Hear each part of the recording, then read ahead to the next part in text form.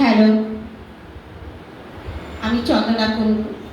দুই মাকে স্মরণ করে আজকে আমার কিছু বলা কবিতা। মা শব্দ অর্থটি অনেক বিশাল, যা বলেও বোঝা যায় না। মা মা আমাদের ভুবন, পৃথিবী, যেখান থেকে আমরা সৃষ্টি হয়েছি, পৃথিবীর আলো দেখেছি। প্রতি মুহূর্তে মাকে আমরা স্মরণ করি।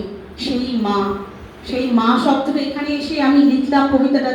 যেহেতু দুদিন ধরে আমি খুব ব্যস্ততায় ছিলাম, ভেবেলেন ধরে একটা কিছু বলে দেবো মা, যে কোনো একটা, কিন্তু মন হয়ে গেল আলাদা।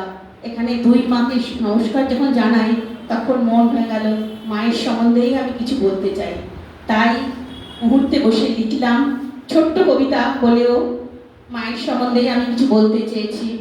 সেই মাকে নিয়ে আমার কবিতা থাকছে। মাতৃশব্দ।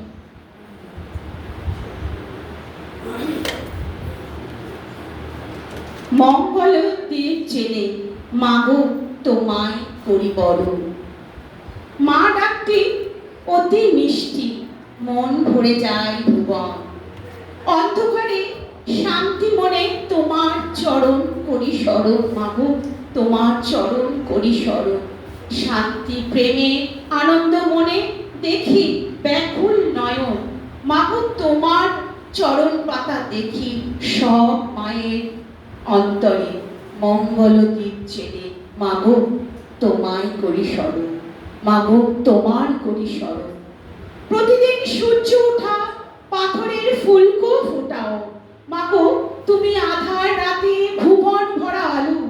হয়নি বলা আজও মাগো ভীষণ বাসি ভালো। হয়নি বলা আজও মাগো ভীষণ বাসি ভালো।